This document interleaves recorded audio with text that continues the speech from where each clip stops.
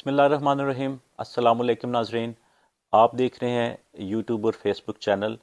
तो नाजरीन, आज हम आपको आगाह करते चलें कि रावलपिंडी जीएचक्यू में आर्मी चीफ की ओहदे की मुंतकली के हवाले से एक तकरीब का इनेकाद किया गया, जिसमें साबिक army chief general Qamar Javed Bajwa ने नए बनने वाले army chief general Asim Munir को मलाका कैन स्टिक वो पेश की।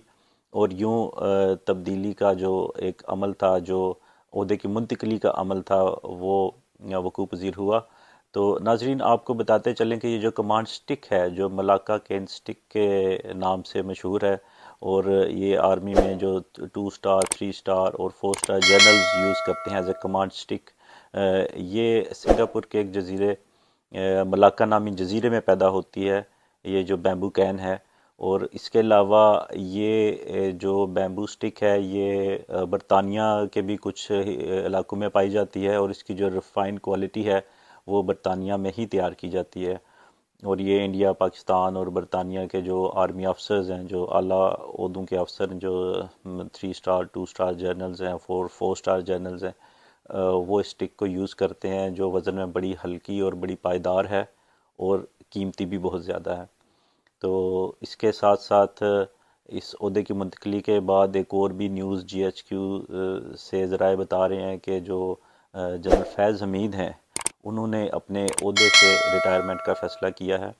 उन्होंने अपने ओहदे से इस्तीफ़ा नहीं दिया, बल्कि उन्होंने कबल अज़ वक़्त रिटायरमेंट का ऐलान किया, जो उनकी अपील जीएचक्यू ने मंजूर कर ली। तो इसके साथ साथ जो अहम तरीन डेवलपमेंट हो रही हैं इस वक्त वफाकी दारुल हुकूमत और सूबाई दारुल हुकूमत में, उसके बारे में भी हम थोड़ी रोशनी डालेंगे।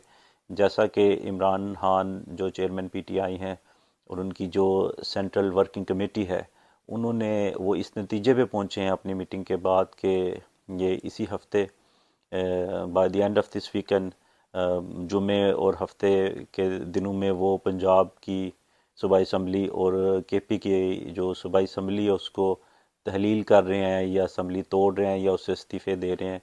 और नाजरीन, हमें अब देखना ये है कि क्या पीटीआई वाकई ये कर पाएगी, या इस बार भी कोई यू टर्न लिया जाएगा। तो मेरे ख्याल में पीटीआई के लिए ये बड़ा मुश्किल वक्त है इस वक्त, कि इसको जो इन्होंने ये फ़ैसला किया, इनकी पूरी कमेटी ने, इसको ये पाए तकमील तक पहुंचा पाएंगे या नहीं। उसकी रीज़न ये है कि इस वक्त वफाकी दारुल हुकूमत में भी और सूबाई दारुल हुकूमत में, लाहौर और उसके गिरदनवा में भी, पंजाब असम्बली को बचाने के लिए, स्पेशली पंजाब असम्बली को बचाने के लिए बहुत तगदो हो रही है, और बड़े पैमाने पर मीटिंग्स हो रही हैं। आज बड़ी अहम मीटिंग वज़ीर आज़म शहबाज शरीफ और चेयरमैन पाकिस्तान पीपल्स पार्टी आसिफ अली ज़रदारी के दरमियान भी हुई, जिसमें आसिफ ज़रदारी साहब ने वज़ीर आज़म को आगाह किया कि जो उनकी हाल में मीटिंग सदर मुस्लिम लीग काफ चौधरी शुजात हुसैन साहब के साथ हुई थी, और स्पेशली उसमें पंजाब की तब्दीली के हवाले से बात की गई, और उन्होंने वज़ीर आज़म को अपने एतमाद में लिया कि चौधरी शुजात साहब से इस बारे में जो तहरीक अदम एतमाद लाने के बाद जो वज़ीर आला के लिए नया नाम दिया जाएगा, उस पर मशावरत की गई।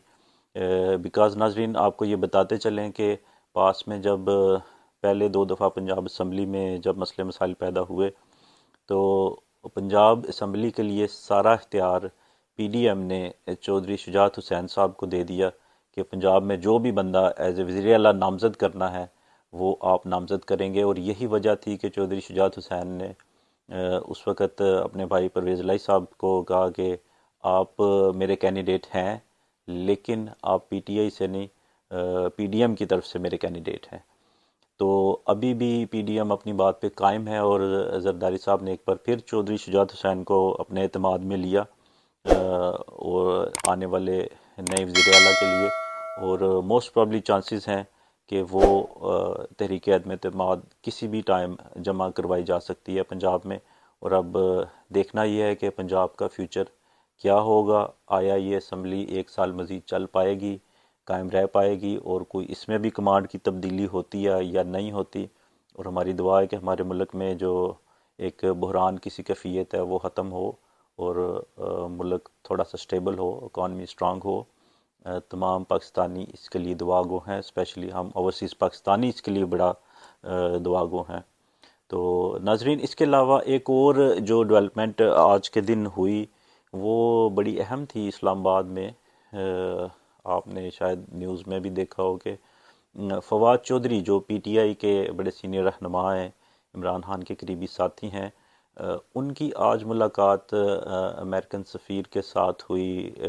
डेविड जो अमेरिका के सफ़ीर हैं इस वक्त पाकिस्तान में, उनके साथ मुलाकात हुई, जिसके बारे में फवाद चौधरी साहब ने कहा कि ये एक रूटीन की मुलाकात थी।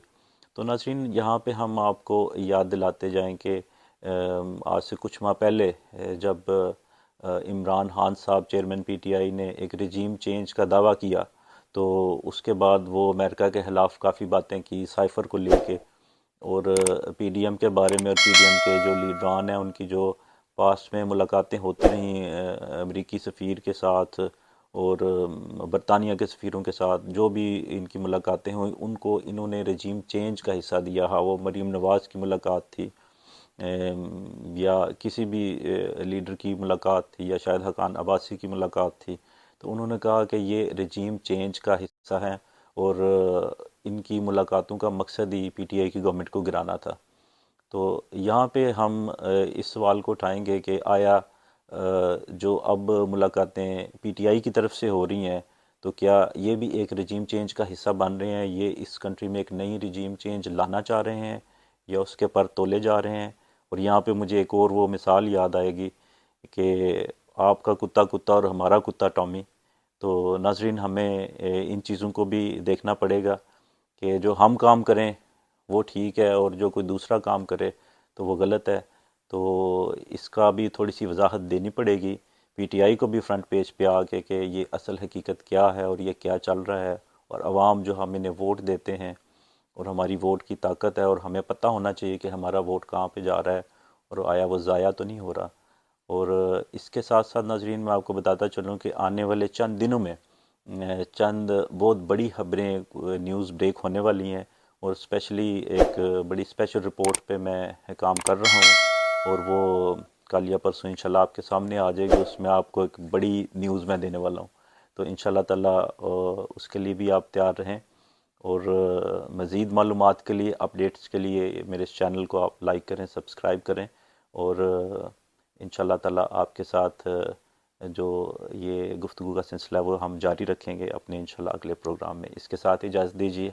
अल्लाह हाफिज़।